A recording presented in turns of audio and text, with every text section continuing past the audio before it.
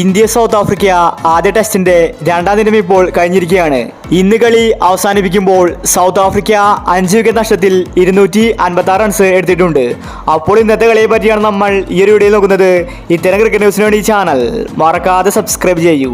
ഇന്നത്തെ രണ്ടാം ദിനത്തിൽ രാഹുൽ സെഞ്ചുറി അടിച്ചിട്ടുണ്ടായിരുന്നു. 101 റൺസാണ് രാഹുൽ ഇന്ന് അടിച്ചു കൂട്ടിയത്. ഇന്ത്യക്ക് ഇന്ന് ഭേദപ്പെട്ട സ്കോർ സമ്മാനിച്ചത് രാഹുലായിരുന്നു. രാഹുൽ കളിച്ചില്ലായിരുന്നുവെങ്കിൽ ഇന്ത്യക്ക് നാണക്കേടിന്റെ റെക്കോർഡ് സ്വന്തമാക്കാമായിരുന്നു. 150 റൺസിനുള്ളിൽ ഇന്ത്യ ഓൾ ഔട്ട് ആയനെ. എന്നാൽ രാഹുൽ ഇന്ത്യയുടെ രക്ഷകനായി. ശ്രേയസ്, രോഹിത്, കോഹ്ലി തുടങ്ങി എല്ലാ താരങ്ങളും ഫോം ഔട്ടായി. എന്നാൽ രാഹുൽ കളി വിട്ടുകൊടുക്കാൻ ഒരുക്കമല്ലായിരുന്നു.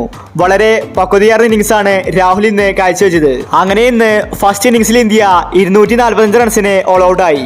പിന്നീട് സൗത്ത് ആഫ്രിക്ക സെക്കൻഡ് ബാറ്റിംഗിന് ഇറങ്ങി. അവർക്ക് മോശം തുടക്കമായിരുന്നു ഇന്ന് ലഭിച്ചത്. 11 റൺസിൽ അവരുടെ ആദ്യത്തെ വിക്കറ്റ് പോയി. സിറാജാണ് ഇന്ത്യക്ക് ആദ്യ ബ്രേക്ക് ത്രൂ സമ്മാനിച്ചത്. മാർക്രമാണ് ഔട്ടായത്.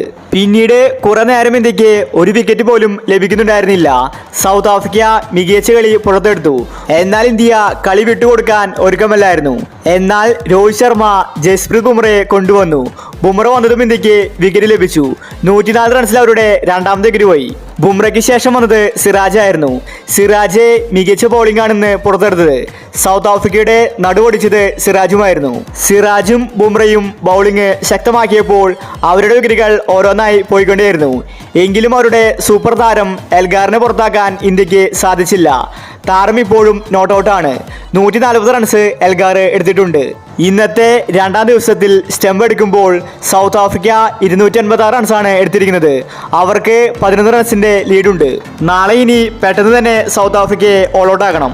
പിന്നീട് സെക്കൻഡ് ഇന്നിംഗ്സിൽ ഇന്ത്യക്ക് കൂറ്റൻ ടാർഗറ്റ് നേടിയാൽ ഈ ഒരു ടെസ്റ്റ് ഇന്ത്യക്ക് ജയിക്കാൻ സാധ്യതയുണ്ട്. ഇന്ന് മികച്ച ബൗളിംഗ് പുറത്തെടുത്തത് സിറാജും ബുംറയുമായിരുന്നു.